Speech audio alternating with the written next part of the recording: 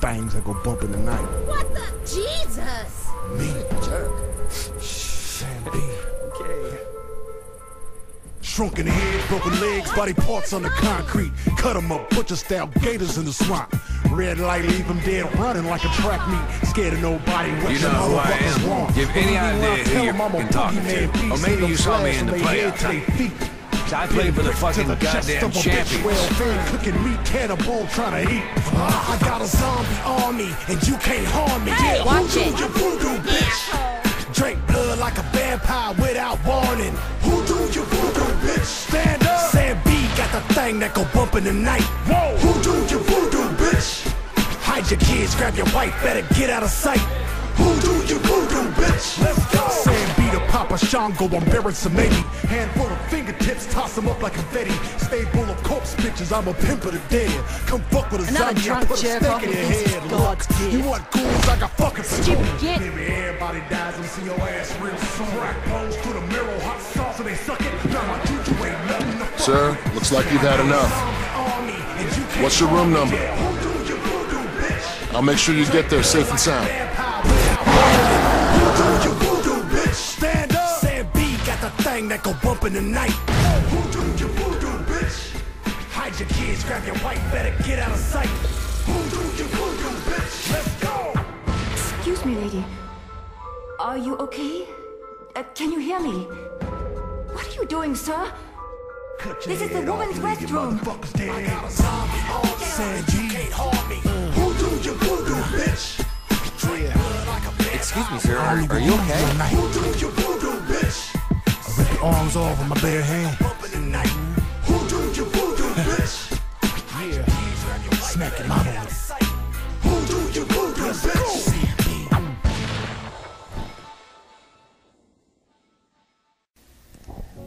Dead Island was a game that made a splash this past February with a trailer that many consider one of the best in all of gaming history. With its somber music and a heart-wrenching depiction of an average family struggling amongst a zombie outbreak, it reduced many a gamer to tears. It also built significant buzz for the title. It was one of my most anticipated games of the year. I'm an avid fan of zombies and the survival horror genre in general. This was a game that seemed tailored directly to me, and I couldn't wait to sink my teeth into it. However, once I did, the taste I was left with was that of festering flesh.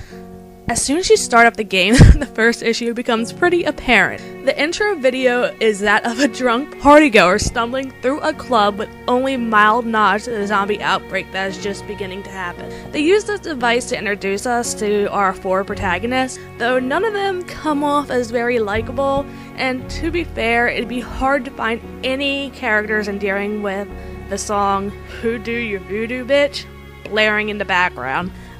Yeah, they use terrible rap music in their intro video. Quite a departure from the, beautiful piano music in their, cinematic trailer. In fact, this whole scene comes off as Jersey Shore meets the Zompocalypse, and that's just not a good thing. Getting into the actual characters, they're awful. It's as if somebody at Techland set out to purposely make these protagonists as ridiculous and unlikable as possible. While the beauty of the game's famous trailer comes from how grounded and realistic it was, these characters are anything but. They include a football star guilty of vehicular manslaughter who beat out Matthew McConaughey for Sexiest Texan, a sultry former cop who is basically John Hartigan from Sin City? No, really, she stole his backstory, like word for word. It's ridiculous. There's also a Chinese undercover spy who talks a lot about honor because, that's totally not stereotyping. And finally, there's Sam B, a washed-up rapper who graces us with the wonderful intro theme. Yes, these are our characters. We're supposed to connect with them. Not normal people trying to make sense of the carnage around them. These douchebags. Personally, I pick Xeon because her accent is hilariously bad. And, hey, I gotta get my entertainment where I can because it definitely wasn't coming from this game. The gameplay itself is agitating.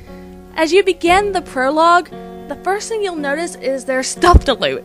Normally this is a really good thing. I mean, I love taking people's shit in games. Free stuff! But the problem is there's a lot of stuff to take. You'll find stuff in drawers, suitcases, cabinets, trash cans, and much, much more. It's not unusual to find 20 or more things in an area. Just one area. Not only that, but to loot something, you have to hit X twice. So, that's about, 50 times you have to smash that button. Needless to say, this slows down the pacing of the game. It took me 10 minutes just to leave my room and go around the frickin' corner. So eventually you're gonna have to just leave the stuff behind if you ever want to make any sort of progress. There's a lot of issues. A lot of them. Textures don't load properly, and they kind of flicker. I watched bloodstains try to pop off the wall several times. Zombies tend to get stuck in odd positions, and at one point, I was stuck having to drive around town with a corpse stuck on my car, and that really wasn't the hood ornament I wanted. The lip syncing. Oh my god, the lip syncing is so bad.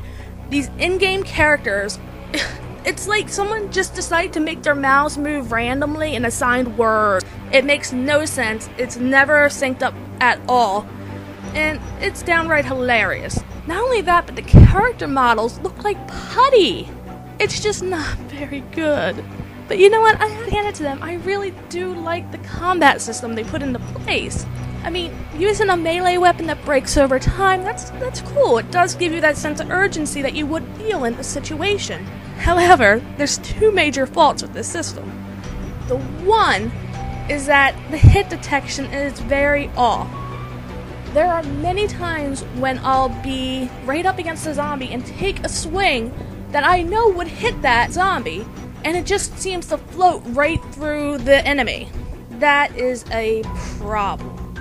The other problem is the lack of a proper dodge mechanic. The one they have in place is counterproductive when in battle, and does more harm than good, only serving to send you far outside the battle or simply flailing back into the arms of another batch of Zed. The ability to block, duck, or weave could have really saved it. But the RPG elements of the game were a nice touch, though it's not something I personally enjoyed.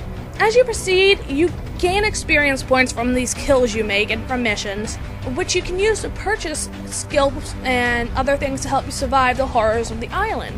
However, I would have tweaked it and made the skill tree a bit smaller, maybe made these points a little easier to obtain, one or the other.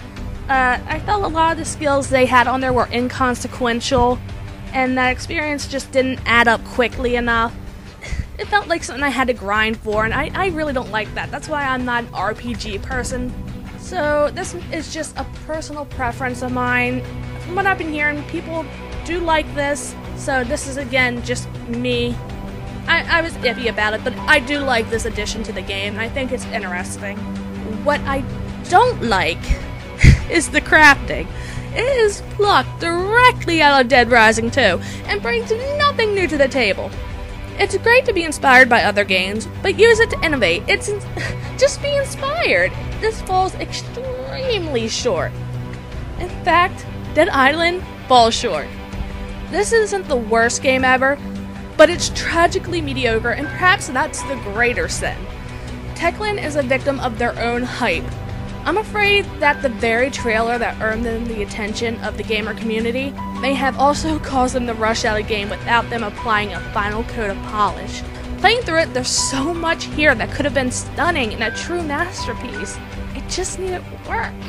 My final verdict is to give it a rental if you're a fan of co-op games or survival horror. Otherwise, I would just say pass, because Dead Island is DOA.